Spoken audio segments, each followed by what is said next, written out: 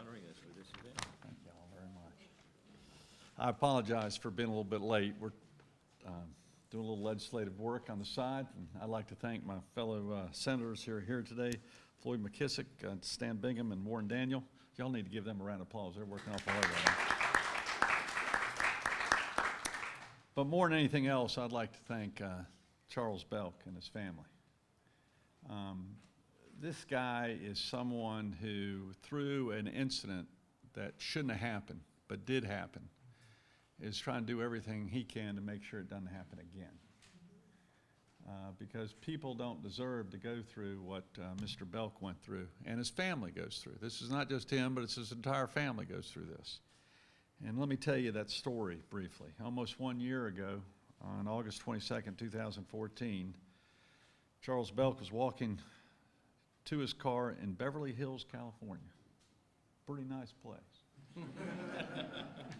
To add money to his parking meter. And those parking meters are probably expensive. A nearby bank had just been robbed. And Charles Belk was mistakenly identified as a suspect because he fit the description.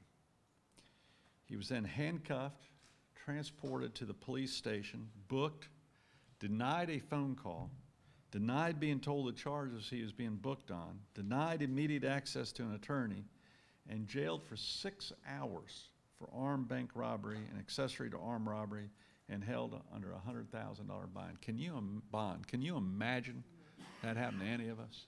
Your life is changed in an instant, and your reputation is changed in an instant.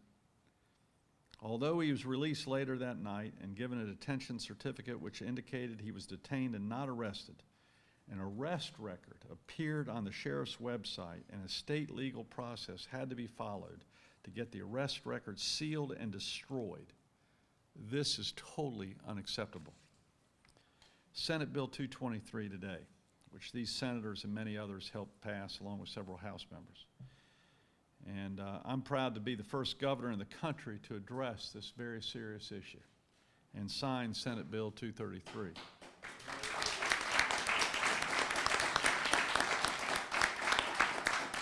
And let me tell you what this bill will do. It'll provide for the automatic expunction of certain records of a person when the charge or charges against the person are dismissed as a result of identity theft or mistaken identity. And identity theft is occurring an awful lot nowadays. It's happened in my family. And mistaken identity is also happening a lot. Good intentions gone bad. And the people who are misidentified shouldn't have to pay for it for the rest of their life, much less for the several hours that you had to spend in jail. And I can't imagine what your family was thinking at that point in time, and friends. Under current law, North Carolina will expunge certain offenses from a person's criminal record in cases of identity theft. Under this process, a petition for expunction is made to the court where charges were last pending. The order seeks to expunge all apprehension charges on trial records. This bill now goes a step further and includes mistaken identity. This applies when a mistake has been made in identifying who committed the crime, or when a witness or law enforcement officer has been given misinformation, and that often happens, on the person who committed the crime. In cases of identity theft or mistaken identity, if the conviction is set aside or the person is found not guilty, there is an automatic process for expunction of all court records, law enforcement records, DMV, and adult correction records. This law builds upon that and helps us make sure that we are defending the rights of those like Charles Belk, who we are proud is a North Carolina native.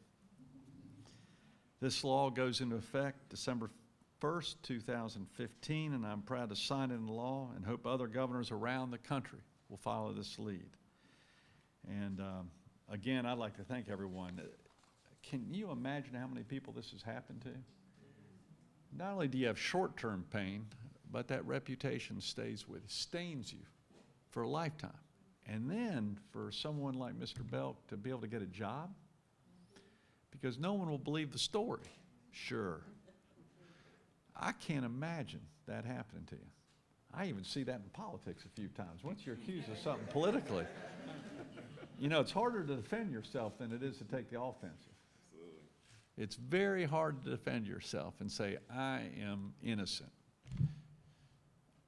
Usually the way you get off is someone else telling you are innocent. And I'm just proud to sign this bill, and I'm proud of the leadership that we have behind me to make this happen. This is an historic time for North Carolina, and we're leading the way. And I'd like to thank all members of the Belk family and all his friends for making this happen too.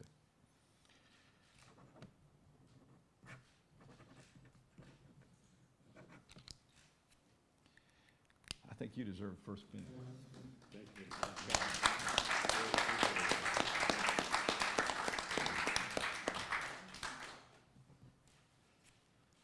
Senator, thank you very much for your Thank leadership. you. Thank you very much. Appreciate Absolutely. Thank you. it.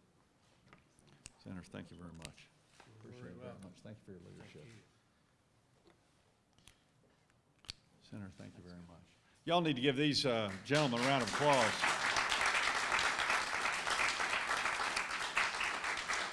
Would you like to say anything? I'd like to have Mr. Belk say something. Absolutely. Come over here. Thanks, sir. I would have never thought a year ago when I was handcuffed on the curb that I would find myself here today. And, you know, I've been getting emotional lately. I don't know why, so apologies in advance. But, Governor, thank you so much. It's been through definitely the grace of God that has helped me through this moment.